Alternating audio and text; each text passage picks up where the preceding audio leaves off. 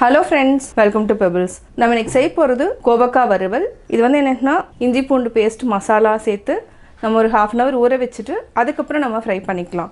நம்ம கோவக்காய் வந்து என்னென்ன மசாலா போட போறோம்னா இஞ்சி ஒரு துண்டு. இது பாத்தீங்கன்னா ஒரு 15 grams அளவுக்கு நம்ம இஞ்சி போட்டுக்கலாம். இது வந்து பொடியா நறுக்கிக்கலாம். இது கூட 5 பல் பூண்டு. இதையே நம்ம சின்னதா கட் பண்ணி ஆட் பண்ணிக்கலாம். இஞ்சி பூண்டு பேஸ்ட் இருந்தாலும் நம்ம ஆட் பண்ணிக்கலாம். இது அரைக்கணுங்கிறதுனால பச்சை மிளகாயும் சேர்த்து அரைக்கிறதுனால நான் வந்து இஞ்சி பூண்டு தனித்தனியாக எடுத்திருக்கேன். 3 பச்சை மிளகாய்.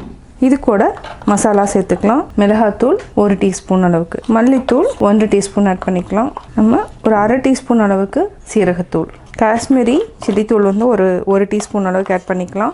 இது வந்து கலருக்காக நம்ம ஆட் பண்ணுறோம். மஞ்சத்தூள் கொஞ்சமாக ஆட் பண்ணிக்கலாம், அதாவது 1/4 டீஸ்பூன் அளவுக்கு ஆட் பண்ணிக்கலாம். அவ்வளோதான். இது கூட நம்ம கடலை மாவு சேர்த்து அரைச்சிக்கலாம். கடலை மாவு ஒரு 2 டீஸ்பூன் அளவுக்கு ஆட் பண்ணிக்கலாம். இதை வந்து நம்ம பேஸ்ட் பண்ணி கோவக்காய் கூட மிக்ஸ் பண்ணணும். இப்போ அரைச்சி எடுத்துக்கலாம். நம்ம அரைச்சிட்டோம். ஆல்ரெடி வந்து நம்ம கட் பண்ணி வச்சுருக்கிற கோவக்காய் எடுத்துக்கலாம். இது வந்து 250 grams அளவுக்கு கோவக்காய் எடுத்துக்கிறேன். இது வந்து நீட்டாக வாக்கில் கட் பண்ணிக்கணும். இது வந்து ரொம்ப பழுத்தது வந்து ஆட் பண்ண வேண்டாம். இது வந்து கொஞ்சமாக தான் சவந்திருக்கு. இதையும் நம்ம ஆட் பண்ணிக்கலாம், வேஸ்ட் பண்ணாமல் ஆட் பண்ணிக்கலாம். இப்போ என்ன பண்ணலான்னா ஒரு தவாவில் ஆல்ரெடி அரைச்சி வச்சுருக்கிற மசாலாவை நம்ம ஆட் பண்ணிக்கலாம். கொஞ்சமாக தண்ணி விட்டுக்கலாம். இந்த கோவக்காய் மசாலாவுக்கு என்னென்னா பச்சை மிளகாய் வந்து கொஞ்சம் ஃப்ளேவர் கொடுக்கும், டேஸ்ட்டாகவும் இருக்கும். இதை நல்லா மிக்ஸ் பண்ணிக்கலாம். தேவையான அளவு உப்பு போட்டுக்கலாம். ஒரு 1/2 டீஸ்பூன் அளவுக்கு உப்பு போட்டு நல்லா மிக்ஸ் பண்ணிக்கோங்க. இப்போ நம்ம கோவக்காயை ஆட் பண்ணிக்கலாம். இதை வந்து டீப் ஃப்ரை பண்ணி எடுக்கலாம். நான் வந்து இன்றைக்கி டீப் ஃப்ரை பண்ண போகிறதில்ல. எண்ணெய் ஊற்றிட்டு நம்ம சிம்மில் வச்சுட்டு நல்லா வதக்கணும். இதை நல்லா பரட்டி வச்சுட்டு ஒரு 1/2 hour நல்லா ஊறணும். நல்லா மசாலா இறங்கி டேஸ்ட் வந்து ரொம்ப நல்லாயிருக்கும். எல்லா இடத்துலையும் மசாலா வந்து பட்டிருக்கு. நல்லா பரட்டி வச்சுட்டு இப்போ மூடி வச்சுக்கலாம். மினிமம் வந்து ஒரு 30 minutes வைக்கணும். அதுக்கப்புறம் நம்ம ஃப்ரை பண்ணிக்கலாம். ஒரு பேனில் எண்ணெய் விட்டுக்கலாம். 3 டேபிள் ஸ்பூன் அளவுக்கு நம்ம எண்ணெய் விட்டுட்டோம். ஒரு 1/2 டீஸ்பூன் அளவுக்கு சீரகம் போட்டுக்கலாம். ஒரே ஒரு பெரிய வெங்காயம்.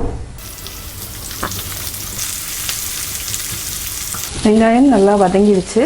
ஆல்ரெடி நம்ம ஊற வச்சுருக்கிறோம். இது வந்து 1/2 hour ஆயிடுச்சு.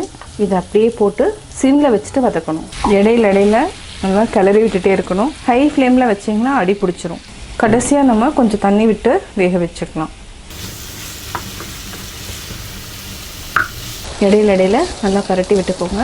நம்ம டீப் ஃப்ரை பண்ணுறதுக்கு பதிலாக இப்போ வந்து இந்த மாதிரி ஆயில் விட்டு நல்லா வதக்குனாலே போதும். நல்லா வெந்துடுச்சு. இப்போ ஆஃப் பண்ணிக்கலாம். இது வந்து தயிர் சாதம், ரச சாதத்துக்கும் நல்ல காம்பினேஷன். அது மட்டும் இல்லாமல் கோதுமை ரவை கிச்சடிக்கும் நம்ம எடுத்துக்கலாம். இப்போ ஆஃப் பண்ணியாச்சு. வேறு பாத்திரத்தில் மாற்றிக்கலாம். நீங்களும் வீட்டில் ட்ரை பண்ணி பார்த்துட்டு உங்களுடைய கமெண்ட்ஸ் எனக்கு சொல்லுங்கள். பிடிச்சிருந்தா லைக் பண்ணுங்கள். மறக்காமல் பெபிள்ஸ் தமிழ் சேனலை சப்ஸ்கிரைப் பண்ணுங்கள்.